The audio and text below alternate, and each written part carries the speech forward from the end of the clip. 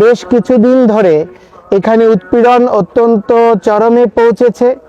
আমরা যখন স্বয়ম্ভূনাথ মন্দিরে গিয়েছি, সেখানকার পূজারী পুণ্যার্থীরা আমাদের কাছে আর্তনাদ করে বলছে এই পবিত্র স্থান পুনরুদ্ধার করার জন্য আমরা যেন সমন্বিত কোনো ভূমিকা গ্রহণ করি। বিভিন্ন জায়গা থেকে অনেক নেতৃস্থানীয় ব্যক্তিরা আমাদেরকে বলছেন, যার ফলশ্রুতিতে আমরা অতি শীঘ্রই চট্টগ্রামের সমস্ত নেতৃস্থানীয় সংগঠন সমূহকে নিয়ে একটি উপযোগী পদক্ষেপ গ্রহণ করার জন্য প্রয়াস করার সংকল্প গ্রহণ করেছি।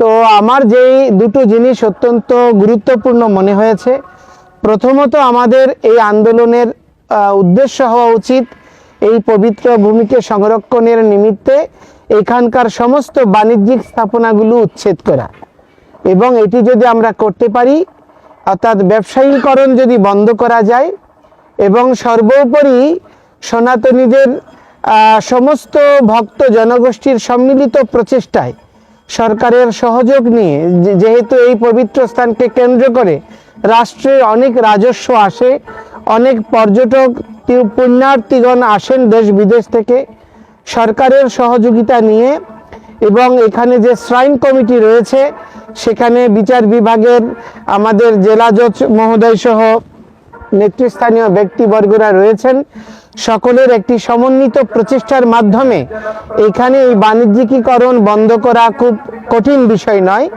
যদিও আমাদের গুটি কয়েক ব্যক্তি গোষ্ঠীর স্বার্থ বিঘ্নিত হবে, কিন্তু সামগ্রিক প্রজন্ম এবং আমাদের পরবর্তী উত্তরাধিকাররা এই শেখর ভূমির প্রাকৃত স্রোতধারার দ্বারা পুষ্ট হওয়ার সুযোগ লাভ করবে।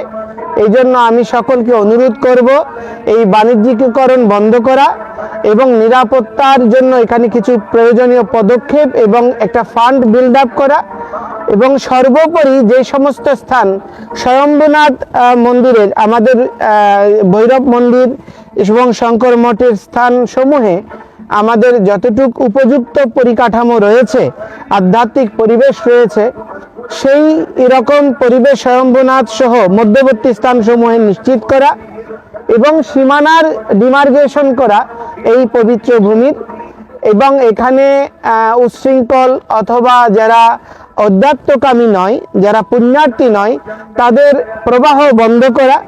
তাহলে আমরা একটা আদর্শিক পীঠস্থান রূপে আমাদের পরবর্তী প্রজন্মের কাছে এই পবিত্র ভূমিকে তুলে ধরতে সক্ষম হব।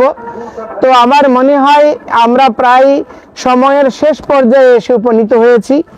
এখন যদি আমরা প্রয়োজনীয় পদক্ষেপ গ্রহণ করতে বিলম্ব করি, তাহলে পরবর্তী প্রজন্মকে দেওয়ার মতো আমাদের আর কিছুই থাকবে না। সেজন্য আমি শাক্ত, শৈব, সৌর, গানপত্য, বৈষ্ণব সহ যত মত পথের লোকজন রয়েছে সকলের কাছে অনুরোধ করব, আদর্শিকতার বিচারে আমাদের এই ঐতিহ্যের পীঠস্থল এবং আমাদের শেকড় ভূমিকে পুনরুদ্ধারের জন্য আমরা এগিয়ে আসি। তো এখানে আমাদের মাঝে উপস্থিত আছেন আমাদের সনাতন বিদ্যার্থী সংসদের বাংলাদেশের সুযোগ্য প্রতিষ্ঠাতা সভাপতি কুশল বরণ চক্রবর্তী মহোদয়। উনি ওনার অনুভূতিটা ব্যক্ত করছেন। নমস্কার সবাইকে। আমাদের যে প্রভু চিন্ময় প্রভু সব বিষয়গুলো বলেছেন, তো নতুন করে আমরা জানি এখানে আমরা আসলে যেই এই চন্দ্রনাথ মন্দিরে যে অবস্থা, যে পর্যায়ে আমরা এসে আসছি, আমরা দেখতেছি যে একটা আগ্রাসনের শেষ পর্যায়ে চলে আসছি। এখনও যদি আমরা প্রতিরোধ না করি, প্রতিবাদ না করি, তাহলে হয়তো এই পবিত্র ভূমির নিচের আমরা দেখি যে চন্দ্রনাথের যে মেইন রোড থেকে চন্দ্রনাথ এই পাহাড় পর্যন্ত, সেখানে কিন্তু রাস্তার দুই পাশে প্রচুর জায়গা দখল হয়ে গেছে শ্রাইনের, এগুলো শ্রাইনেরই জমি, এবং শ্রাইনের জমিতে বিভিন্ন রকমের প্রতিষ্ঠান হয়েছে, অন্য ধর্মাবলম্বীদের তাদের ধর্মীয় প্রতিষ্ঠান হয়েছে, তাদের ধর্মীয় শিক্ষা প্রতিষ্ঠান হয়েছে। অর্থাৎ নিচের যে সমতলের শ্রাইনের জমিগুলো দখল হওয়ার পরে এখন পাহাড়ের দিকে আসছে। এখন যখন পাহাড়েও দখলের এরকম একটা প্রক্রিয়া পর্যায়ে আসছে, এখন যেমন আমাদের কানে জল আসছে, আমরা এখন মনে করতেছি যে না, আমাদের নড়ে চড়ে উঠতে হবে, অথচ এতকাল আমাদের কোনো সেন্স ছিল না। আমরা একটা জিনিস চিন্তা করি না। আমার একটা জিনিস মনে পড়ছে যে আমার বেশ কয়েক বছর আগে আমার বাবা মাকে নিয়ে আমি চন্দ্রনাথে আসছিলাম। তো চন্দ্রনাথে সীতাকুণ্ডে আসতে যে আমরা সীতাকুণ্ড ছাড়িয়ে অনেকটা মিরেশ্বরের কাছাকাছি চলে গেছিলাম। কারণ কি, সীতাকুণ্ড চন্দ্রনাথকে যে নির্দিষ্ট করার মতো, মার্ক করার মতন কোনো কিছু হাইওয়ে রোডে নাই।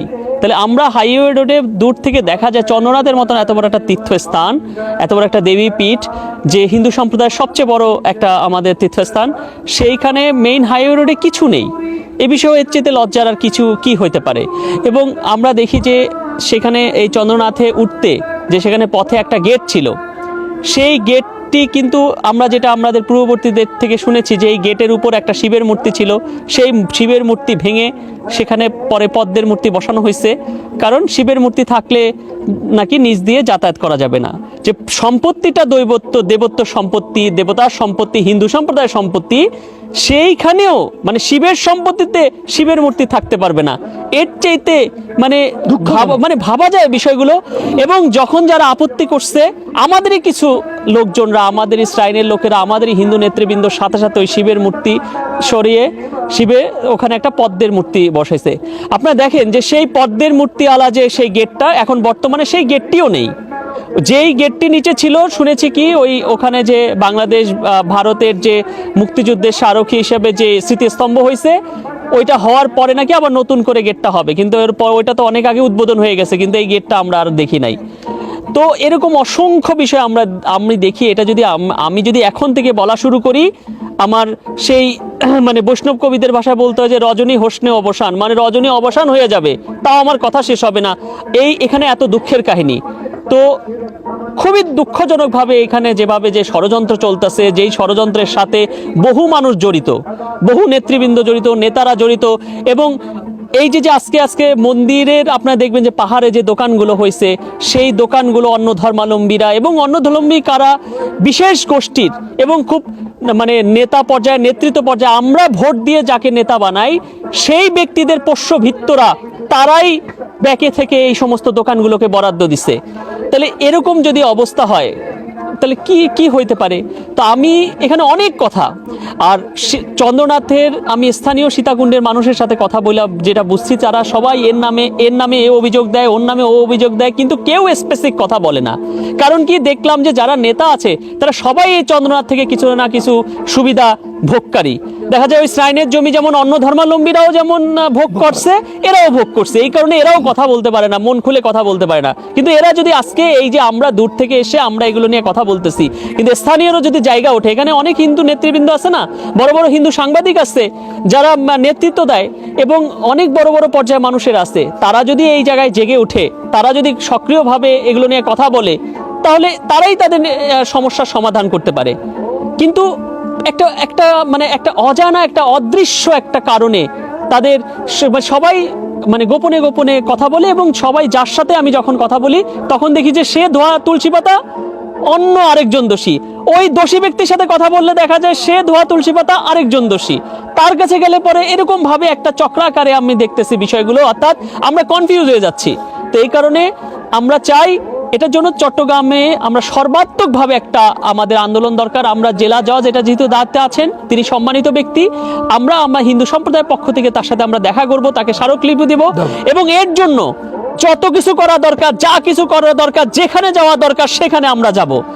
এবং এটার জন্য আমি মনে করি যে এইটার একটা কারণ, এভাবে আর চলতে দেওয়া যায় না, কারণ সবকিছুর একটা সীমা থাকা উচিত, সবকিছুর একটা। আর আমি যেমন এই প্রভু আছে, এটাও বলবো যে আমাদের হিন্দু সম্প্রদায়ের আমরা যদি চাই এই চন্দ্রনাথে আমরা একটা শিবের, যেমন আমারই অনেক দিনের খুব ইচ্ছা, যেমন আমাদের ডোনারদের সাথে আমরা কথা বলছি, আমরা চাইলে শিবের একটা বিশাল একটা ভাস্কর্য এখানে নির্মাণ করতে পারি। আমরা যদি বিশাল করে শিবের একটা, যেই পাহাড়টা যেন পাহাড়টার আইডেন্টিটি হয় শিবের সেই ভাস্কর্য। তো এগুলো যদি আমরা আমাদের কাজগুলো করি, আমরা কিন্তু চাইলে করতে পারি, আমরা উদ্যোগ নিলেই করা সম্ভব। তো চন্দ্রনাথের জন্য তো, এবং অর্থাৎ স্থানীয়দের যেমন জাগতে হবে, আমরা সক্রিয় থাকতে হবে, প্লাস সাধু সন্তদের। আর শ্রাইনের মধ্যে আমি যেটা দেখলাম যে শ্রাইনের মধ্যে আমি শ্রাইনের যে এই হাইকোর্টের যে রায়টা, সেটাও আমি সংগ্রহ করে পড়লাম, দেখলাম যে তার মধ্যে কোনো সাধু সন্ত, সেখানে সাধু সন্তের কিন্তু অপশন আছে যে শ্রাইনে সাধু সন্ত ঢুকতে পারবে। এমনকি যে ভারত সেবাশ্রম সংঘের একজন সন্ন্যাসী যেখানে থাকার কথা, সেখানেও আমি দেখি যে একজন সাধারণ মানুষ, মানে কোনো সন্ন্যাসীবিহীন ব্যক্তি ওইখানে মেম্বার হয়েছে। অর্থাৎ তার মানে এই শ্রাইনের মধ্যে যেখানে সাধু সন্তরই নেতৃত্বে থাকা কথা, সেখানে সাধু সন্তের বদলে সমস্ত বিভিন্ন পেশাজীবী মানুষ, বিশেষ করে আইনজীবী সম্প্রদায়ের। নিজে আইনজীবী পরিবারের, আমি আইনজীবীদের প্রতি আমার কোনো নাই, বিদ্বেষ নাই, কিন্তু তারপরেও বলবো যে এই আইনজীবী নেতৃত্বর কারণ মানুষের সমস্যাগুলো আইনজীবীদের পেশার সাথে যুক্ত। এই কারণে আইনজীবীরা চাইলেও সব কাজ খোলাখুলিভাবে করতে পারে না। আইনজীবীরা অন্যভাবে নেবেন না। আমি নিজেও, আমার পরিবারে 5-6 জন উকিল, আমি আইনজীবীদের খুব ভালো করে বিষয়গুলো জানি।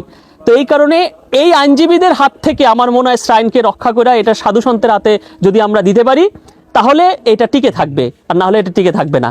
এই আইনজীবীদের হাত থেকে আমাদের এই শ্রাইনকে রক্ষা করতে হবে, বুঝছেন? তো সবার কল্যাণ হোক। আমি আর কথা বাড়াবো না। আমি তরুণ সম্প্রদায়ের যারা এই ভিডিওটা দেখবে তাদের বলবো যে আপনারা সক্রিয় হন, যার যার জায়গা থেকে সক্রিয় হন, কথা বলেন। কথা বললেই একটা সমাধান আসবে। সবার কল্যাণ হোক। ওম শান্তি শান্তি শান্তি।